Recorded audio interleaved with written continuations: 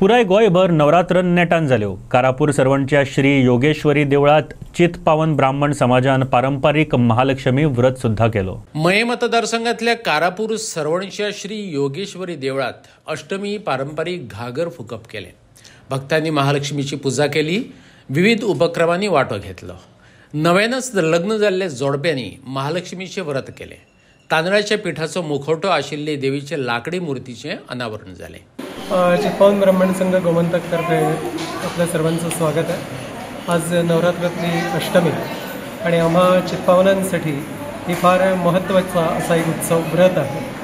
गेल्या 15-16 वर्षांपासून ज्यावेळी योगेश्वरी देवीची इथे स्थापना झाली पुळण सरवण साखळी इथं, त्या वर्षापासून आम्ही हा उत्सव साजरा करतो, हे व्रत साजरा करतो। आणि हे जे व्रत आहे घागरी फुंकणे असं त्याला म्हणतात। या नवरात्रातली ही अष्टमी त्याला एक विशेष महत्त्व आहे आणि विशेष करून ब्राह्मणामधील कोकणस्थ ब्राह्मण जे आहे चितपावन ब्राह्मण त्यांच्यामध्येच हे व्रत साजरं केलं जातं। अगदी सकाळपासून देवीची म्हणजे मंगलागौरीची आधी पूजा होते सकाळी, आणि आत्ता म्हणजे आणखी थोड्या वेळानं 8:30-9च्या दरम्यान महालक्ष्मीची जी मूर्ती आहे ती उभी केली जाते। याचं वैशिष्ट्य असं आहे की या देवीचा मुखवटा जो असतो तो तांदळाच्या पिठापासून विशेष असा तयार केला जातो, हे त्याचं खास वैशिष्ट्य आहे। आणि ज्यांना आपण वशिऱ्या असं म्हणतो, त्या वशिऱ्या म्हणजे लग्न झाल्यापासून म्हणजे कोकणस्थ ब्राह्मणातील विवाहित महिला पहिली 5 वर्ष विवाहाच्या पहिली म्हणजे विवाह झाल्यानंतर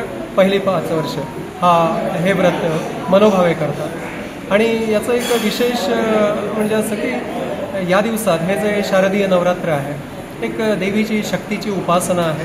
त्यामधला देवीचा हा एक अवतार किंवा रूप असं म्हणूया, तर एका विशिष्ट पद्धतीने विशेष चालीरीती ज्या आहेत त्या सगळ्या सांभाळून हे केलं जातं। आणि यामध्ये विशेष करून आपला जो महिला वर्ग आहे तो अगदी हिरिरीने आनंदाने इथे भाग घेत असतो आणि आपल्यामधल्या कला ज्या फुगडी किंवा अन्य ज्या आहेत त्या इथं प्रदर्शित किंवा मनोभावे केल्या जातात।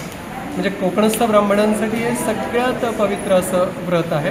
आणि आमचा चितपावन ब्राह्मण संघ ज्या वेळेपासून स्थापन झाला त्यावेळेपासून आमची जी काही विशेष व्रतवैकल्य आहेत त्यांना एक प्रोत्साहन द्यावं, ती कायम राहावी आणि त्यांचं जे एक बदलत्या काळानुसार जो थोडा बदल होत चालला आहे ते न लक्षात घेता आमच्या ज्या काही परंपरा आहेत, प्रथा आहेत त्या सगळ्या सांभाळून त्यांचं जतन करून ठेवण्याचं काम आम्ही सध्या करीत आहोत आणि त्याचाच हा एक आजचा भाग आहे।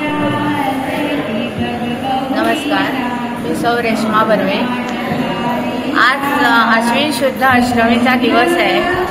सकाळपासून इथे पहाटेपासून सगळ्यांची लगबग सुरू आहे, कारण महालक्ष्मी पूजायची, सकाळी पूजायची, दुपारी वाणं द्यायची आणि रात्री संध्याकाळी देवीला उभी करून मग तिच्यासाठी रात्रभर जागर करायचा। हे या अष्टमीच्या महालक्ष्मीच्या व्रताचं मुख्य हे आहे, महत्त्व आहे।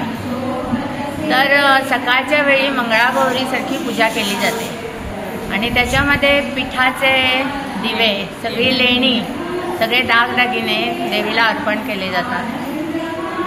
भंडार व्हायला जातो आणि अगदी सागरासारखी षोडशोपचारे देवीची पूजा केली जाते। घागरी फुंकतात। आता घागरी फुंकणं हे कुठेही नाही आहे, कुठल्याही गरबा खेळतात आणि काय खेळतात त्याच्यामध्ये घागर घेऊन कोणी फुंकत नाही। तेव्हा सर्वसाधारणपणे महालक्ष्मी उभी झाल्यानंतर 9 वाजल्यापासून 12 वाजेपर्यंत घागरी फुंकणं ही फुगडी चालू असते आणि बाकीच्या फेर धरून सगळे लोक त्यांच्याबरोबर नाचत असतात।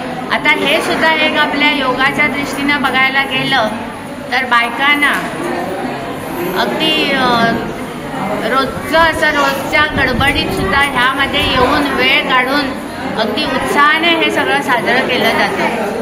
त्यामुळे त्यांच्या शरीराला सुद्धा एक नवीन ऊर्जा प्राप्त होते, पुढे काम करायची आणि इच्छा होते। आणि रात्रभर असा वेगवेगळ्या तऱ्हेने गाणी म्हणणं, खाणे घेणं, अशा वेगवेगळ्या प्रकारे फुगडी खेळणं असं करून आम्ही रात्रभर जागर करतो आणि सकाळी मग पुन्हा त्या देवीची उत्तरपूजा करून या व्रताची समाप्ती